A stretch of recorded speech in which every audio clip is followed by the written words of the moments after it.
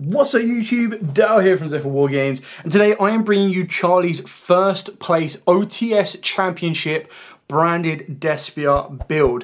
Now Charlie went XO undefeated all the way through 5 rounds at our 32-person OTS Championship. I will leave a link in the description below to the original profile so that you can get as much in-depth knowledge into what Charlie played and why he played it. I'm just doing this to spread the word of his build and show you everything else around it, just so you can kind of have an idea of what actually does win the OTS Championships. So, with all of that out of the way, please smash that like button, hit that notification bell, and subscribe so you don't miss out on any more upcoming content. So, in Charlie's list, he was going with double Albaz alongside double Cartesia, 1 Albion, 2 Merry-Courier, 3 Aluba, 1 Tragedy, 1 Adlibiton or Adlibiton, 1 Lubellion, 1 Saranir, 1 Magician, Dark Magician, and he was main decking the Gimmick Puppet Lock. Now, I don't think the main deck of the Gimmick Puppet Lock is a big issue, like a bad thing. The only downside is you're running the risk of possibly 2 bricks, but then if you're able to break your opponent's board and not guarantee the OTK, you can still Gimmick Puppet them, and then they're still not going to be able to play. It's basically a turn skip. So this card's absolutely degenerate. I've had to face it a couple of times myself, and it is like a pretty much auto win. So the only way that you can guarantee this resolves is if both the targets off of your expulsion are both banished. It's a little bit tricky to do that. However, that being said, what does make it so good is the only way you can stop it, even if there is a card in the graveyard, is something like a DD Crow, very few people are playing, Ghost Bell, which a lot of people are playing because of this, but you can't always guarantee they're going to have it, and then other plays as well. Obviously, another big issue for this deck is something like Ash Blossom, which is why he had doubled up with the Cartesia, I would assume, and kind of gone from there. For the hand traps, he was playing main deck of triple Nib and triple Ash Blossom. Again, pretty straightforward on this one. I think a lot of decks right now are main decking Nib, and the Ash Blossom is just near enough an auto win against this deck, or a very much an auto stun. However, the way Charlie's kind of played it is he played it very aggressively. And being able to utilize stuff like fusion deployment, branded fusion, you have ways to kind of bait out the Ash or still conduct a fusion play without even worrying about it. And then you've got plays with like Cartesia with a Dragon and Dark Magician, gives you instant access.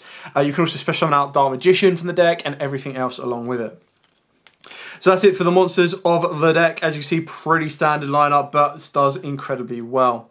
Then moving on to spells, this is where all your power comes from. So triple fusion deployment, triple branded fusion, triple branded opening. All of these are insane. The fact that you do branded opening during a draw phase, it's rare, but like the more experienced players will not ash the branded opening. I personally wouldn't. I wait and save for the branded fusion.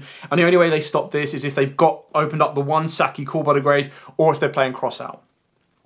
Then for the one-offs, it's got the 1 lost, 1 red, 1 white. All pretty straightforward and simple on these ones, in my opinion. Some people are cutting the white, makes sense. Entirely up to you, but lost is just such a good card for the deck. And then we've got the 1 Foolish, the 1 Gold Sark, and the 1 Call By. So obviously Gold Sark can trigger the Merry-Courier plus the Tragedy. The Foolish Burial can trigger off or put the Lubellion, and can also trigger off the Tragedy. So you've just got multiple copies of everything you need and everything you want. And the last 3 he's got is the main deck of the Banishment, the 1 Retribution, and the 1 Expulsion. So obviously the Retribution play is the one where you Foolish this with Saranir, banish it, and then bring back the Branded in White, which is a very, very powerful combo. And what kind of makes this deck really good is it can play through a Nibiru if you go back, because like, as long as you get the Albion to the graveyard, you've still got the Banishment that can go around. So Nib isn't the biggest issue, but it does cause an issue, of course. And then the main deck Expulsion is just literally like, if you can get the Gimmick Puppet to the graveyard and you can get to the Expulsion play, keeping in mind that the Gimmick Puppet can be sent with the Dust Dragon, it pretty much guarantees you game against a cash matchup, and pretty much most matchups apart from a control build. But even then, as long as you don't, like, once you've done that, as long as you don't play into any of their back row, like in a Trap Tricks or a Labyrinth matchup, more so Trap Tricks than Labyrinth, then you can pick the board apart and go from there. Moving on to the extra, he was on double Mirror Jade, double Albion, double Dust Dragon. I couldn't find my second copy, but you know, I wanted to match up his list as much as I could for you guys. So double Dust Dragon makes sense because in a cash matchup, you pretty much target this. I feel a lot of people have moved away from the Rimbrun play. Me personally, I still really, really like it. I think it puts in a lot of work. But people have moved away from this, which is why this is more important. So it's one of the first targets that cash deal with, and you can make it more than once, especially with the Ecclesia being able to loop itself back from the graveyard. He was on one Alblonatus, the one Lubellion, with the one Quinterius, the one Masquerade, and the one Proskylion. Obviously, all of these can be cheesed out through the Grugnol or the Dust Dragon, which is absolutely insane. And then one Chimera, one Dracozepelia, really, really good in the cash matchup because not only do you negate their effect, but you turn into like a level 1. So straight away, they can't even then be used as XYZ fodder. So the only way they can use that cash monster left on the board is if they can then still resolve a Shangri-La effect and then rank it up. And then last card, of course, was Red Eyes Dark Dragoon. Pretty standard on this one. I'd like to think, again, if you're up against this deck, you kind of take out the Dragoon first. Like, if you're cash, you take the Dragoon out first, and then you start looking at their 2-ofs. But that's where it gets really, really tricky.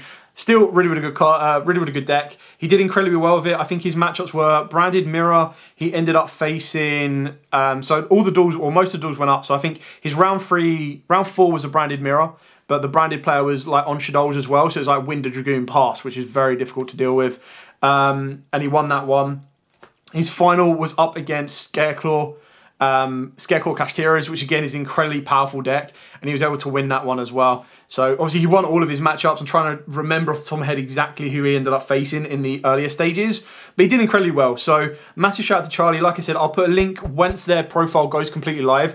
I'll put a link to the video in the description below so that you can watch that, and then he can be able to go in more depth and more detail of exactly why he played certain cards and the reasoning behind the ratios and everything else. This is just to kind of display the list in a less than 10-minute video so you guys can see it. I can show the love and support for Branded and kind of go from there. But as absolutely, guys, thank you so much for watching. Like, comment, subscribe, share. Till next time, as absolutely always, stay safe and of course, happy dueling.